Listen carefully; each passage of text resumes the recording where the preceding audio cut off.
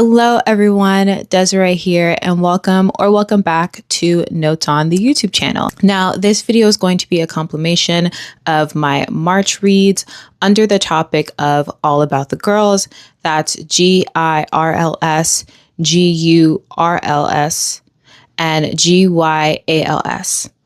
Girls, girls, gals. Period. Now, the month for March is all about the girls because March is International Women's History Month. And that's really all you need to know.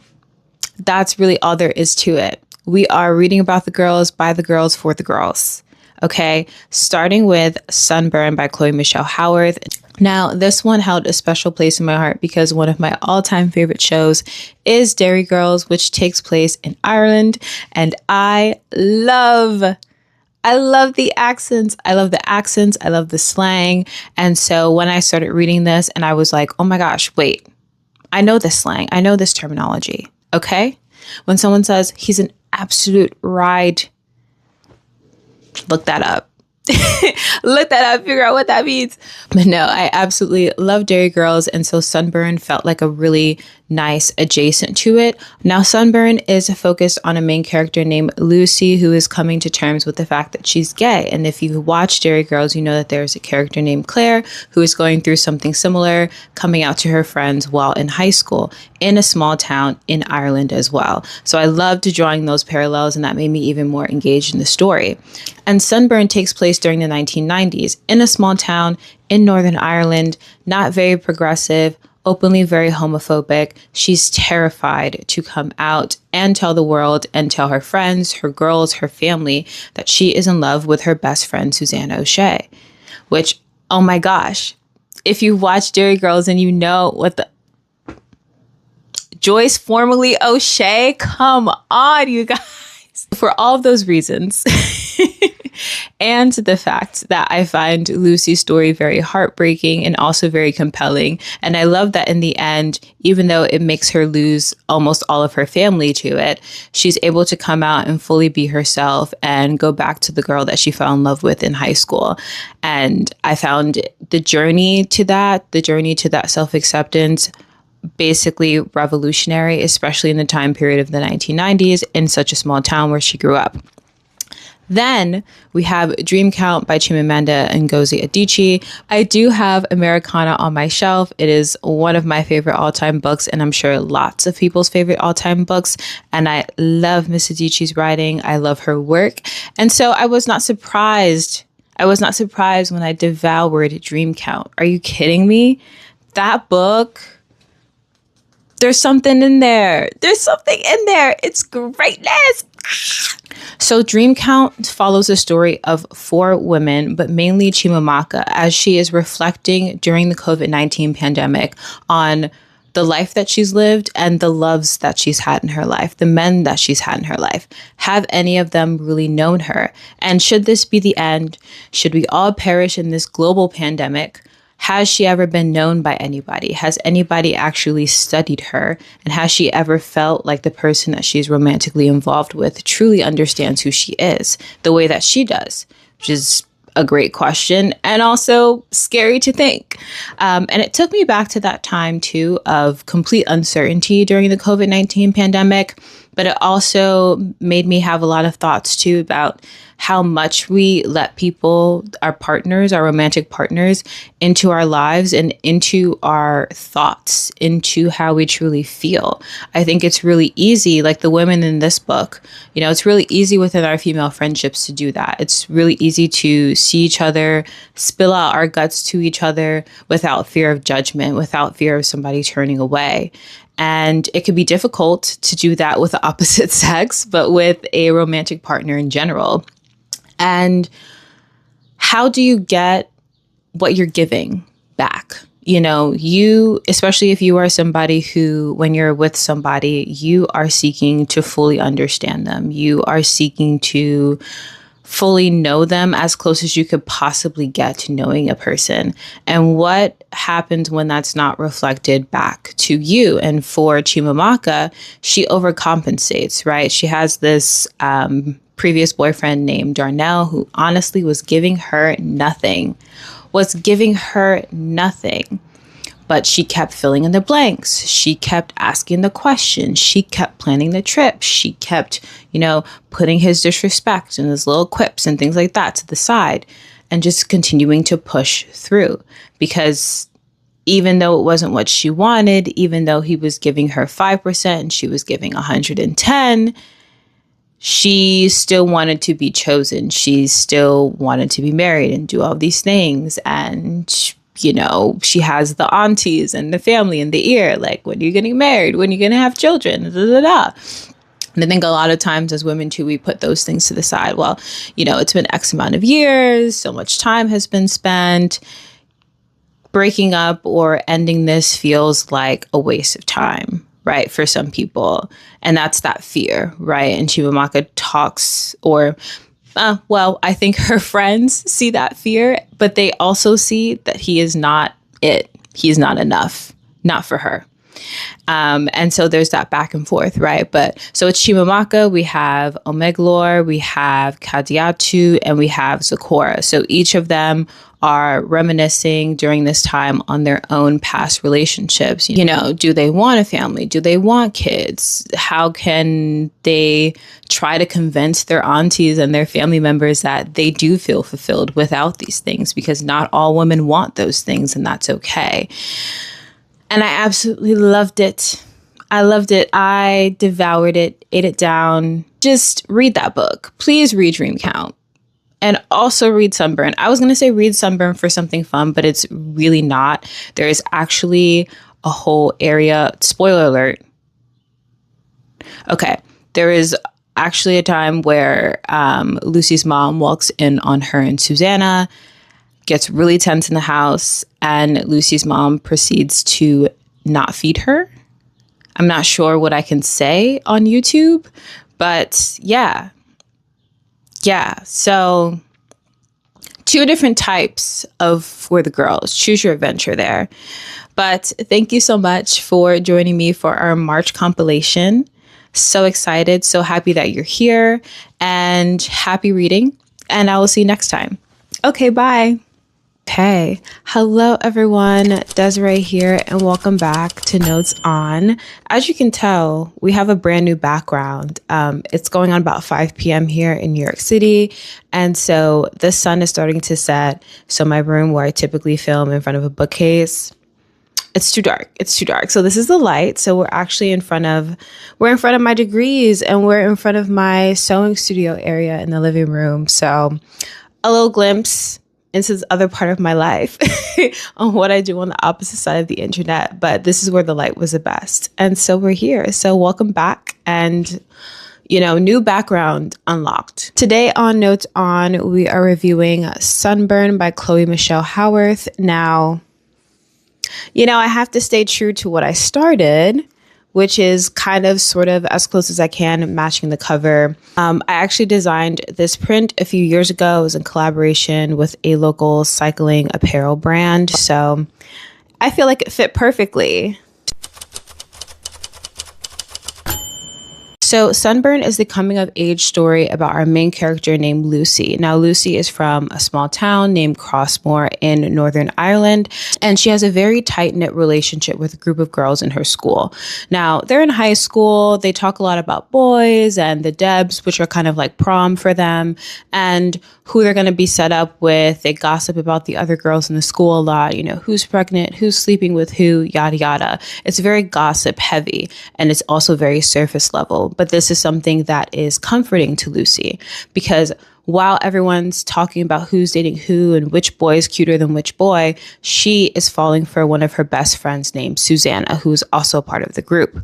At the same time, though, she has this best friend named Martin, and everybody in the town has kind of fated them to be together from the very beginning. This is something that gives Lucy a lot of comfort, and she loves Martin as a friend, absolutely adores him. They get each other. They know everything about each other. They are soulmates in a friend sense, but she does not love him in the same way that she is absolutely romantically head over heels in love with Susanna. So of course this creates problems. You know, it's a small town. People are generally quite homophobic, and she knows deep down that especially her girls at least will not understand this at all. So the story takes place within the 90s from about 1991 to 1995, and we see the progression of Lucy figuring out who she is and also really strongly fighting who she is. This entire novel is written from Lucy's point of view. And kind of what ends up happening over the course of these couple of years is Lucy decides and makes a decision that, you know what, it's better for me to stay safe, and I'll outwardly date Martin. I'll let people think that we're in love even, and that I'm normal and that I'm straight. And at the same time, I'm like sneaking off with Susanna in her garden, in her home. And you know, it gets to Susanna and she leaves Lucy with an ultimatum. She keeps saying to her, you know, I have this inheritance when I turn 18.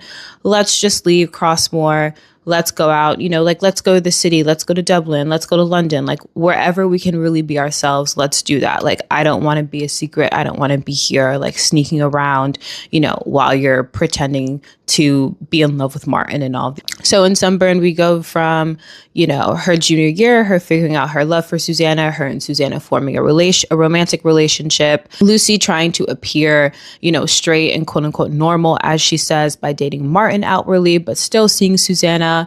And then ultimately when they graduate, Lucy then moves with Martin to Dublin. They get a flat together. They become a full-time couple. Martin wants to get married and asking all these things. They're buying furniture together. It's all very serious and it's all very scary to Lucy because at the same time, she is also sleeping with another woman. It's very messy, y'all. She's also sleeping with another woman named Geraldine in Dublin at the same time while writing letters of love and adoration to Susanna, who is traveling the world.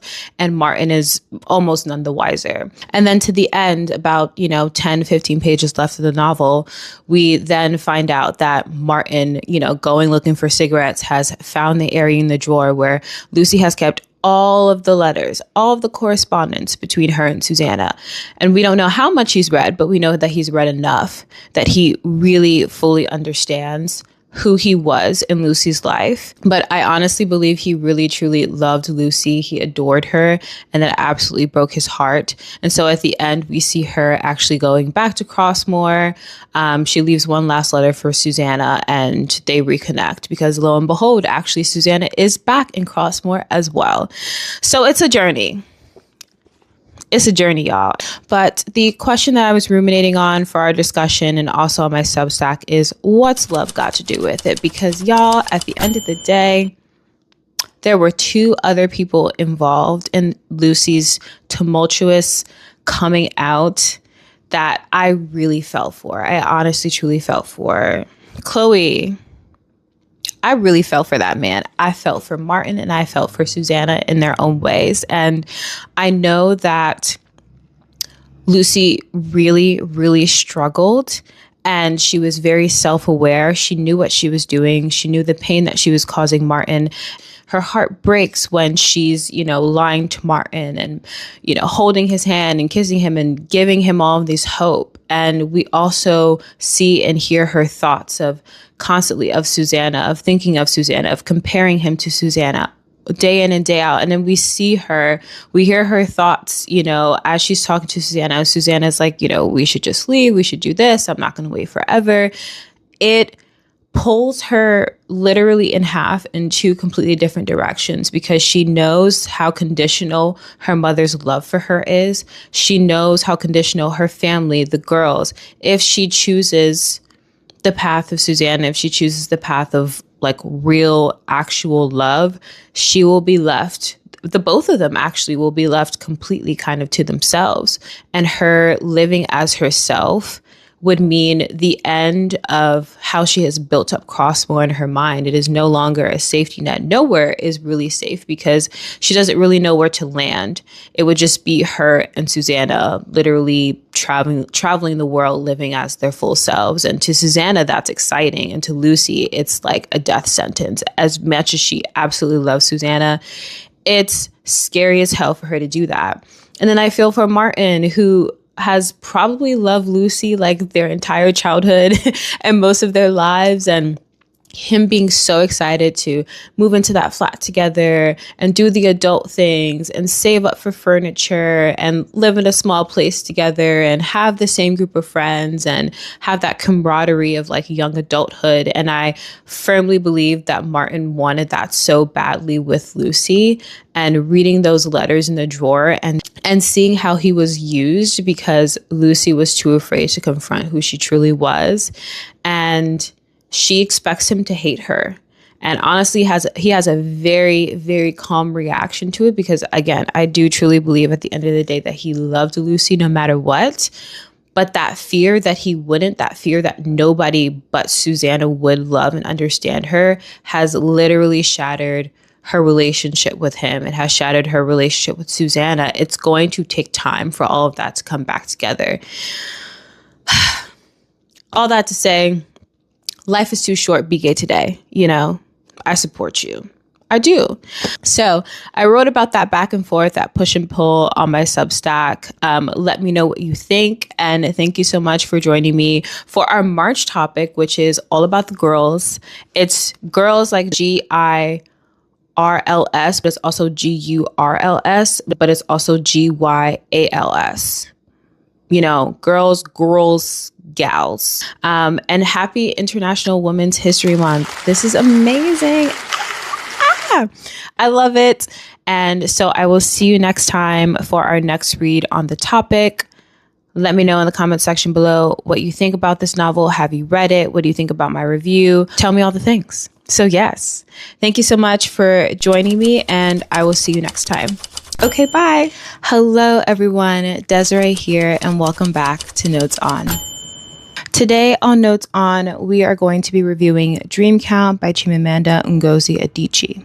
Now, I'm a huge fan of Miss Chimamanda. I have Americana up there, and I absolutely love her style of writing. I love her storytelling. I love the names that she gives her characters based on people in real life, and I just so much enjoy reading her writing, which is why I was not surprised that I absolutely adore this book and I devoured it. And also, can we get into the sprayed edges? I kind of tried to match and get into it, which I love. So Dream Count is a series of short stories-ish. It focuses on 4 characters. So we have Chimamaka, we have Omegalore, we have Kadiatu, and we have Zipporah. And each of the women has their own section that talks about a few things, but mainly what Chimamanda is focusing on is love, and specifically reminiscing on love during COVID. Our story starts with Chimamaka in the midst of COVID, and she's meeting on Zoom with her family every day. It really takes you back to that kind of impending doom.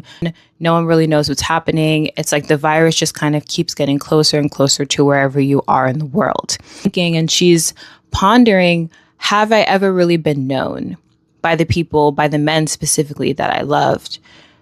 The people I was in relationship with, did they really truly know me?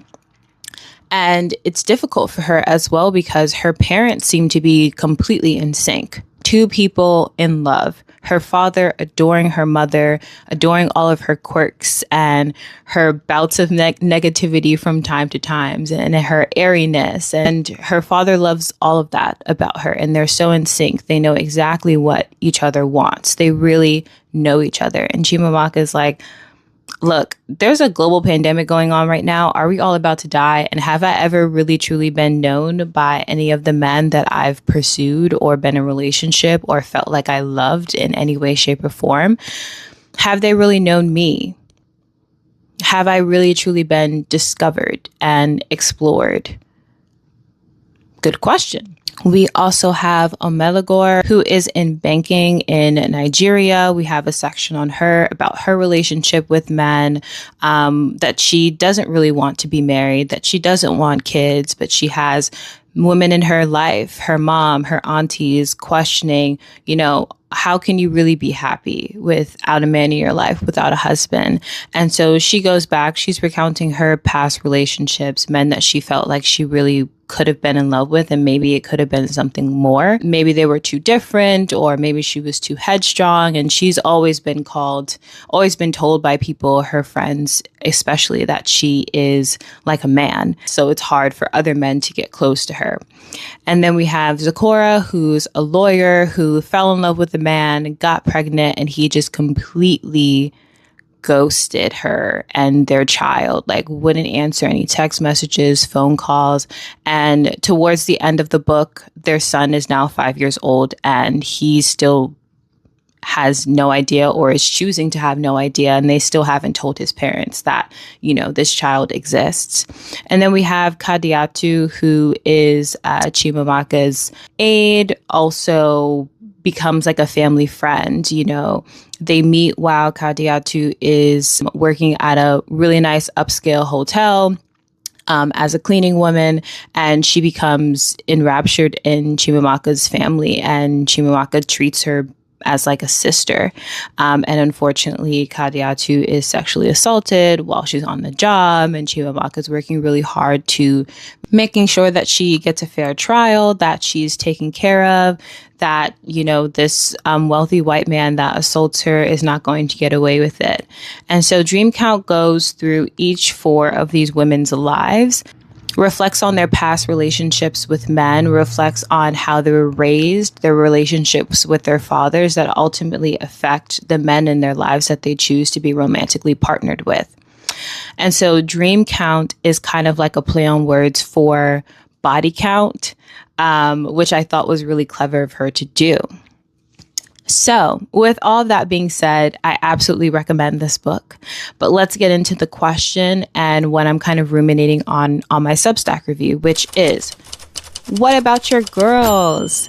Which, if you're a TLC fan, the song, What About Your Friends? What about your friends? Okay, you didn't follow me to hear me sing, so I'm going to stop right there. But I'm reflecting on the importance of female friendships, of friendships amongst women that last decades. And where do we learn how to be friends with each other? Because throughout this entire book, these women are still conversing with each other, checking in with each other, calling each other, making plans, sitting on Zoom.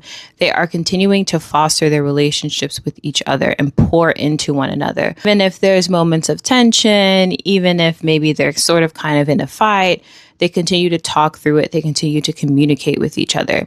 And where do we really learn how to be good girlfriends, And I was thinking about my upbringing and the village of women that my mom had around her that became like her sisters, people you call your aunt, but you realize when you get older, we're not actually like blood related, but this is a woman that my mom has known since high school. So she's basically family. Like, she is my aunt,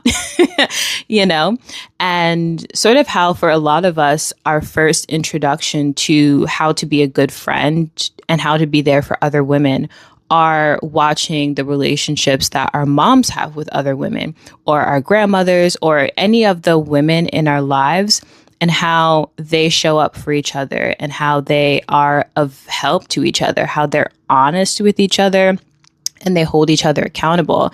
And I feel, especially nowadays with who in office, the patriarchy is running rampant. It's like women, they're like, oh, all you guys do is gossip and you're catty and you climb over each other for the attention of men.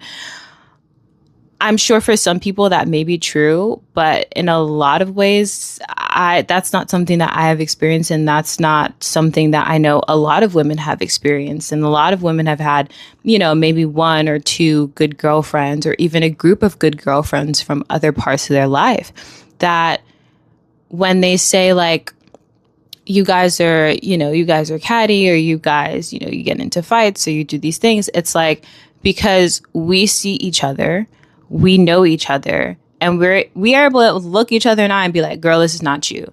And even if that means maybe we don't talk for a day, maybe we don't talk for a few months, it's like, that's still my girl. And I'm not going to allow you and like see you acting beside yourself and like let you continue, which I think is something that a lot of men do, and which is why their friendships sometimes aren't as strong, because to keep the peace, to say that they've been friends for 40 and 50 years, but they don't know facts about their friends' spouses, their children, what does your friend like to do besides what they do with you?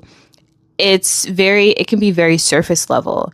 And women, sometimes we go through so much together because we are not afraid to dig deep with one another. That is like the foundation of our relationship, is deepness, is closeness, is constant hours of talking and rehashing and looking at topics and things from a different perspective. That is all a part of the women experience, the women relationship, friendships between women experience. And I honestly think few things in the world are stronger than it. Okay? Sisterhood. So yeah, that is what I think about Dream Count. That is what I've been ruminating on this week as I've been reading it. So take a look at the Substack review, link in bio. Let me know what you think. Have you read this book? Do you now want to read this book after everything that I just told you? Let me know in the comments. But yeah, thank you so much for joining me on this month's topic of All About the Girls, which is GIRLS, but also GURLS, but also GYALS. Girls, gals. You know what I mean? Okay. So I'll see you next time. Bye.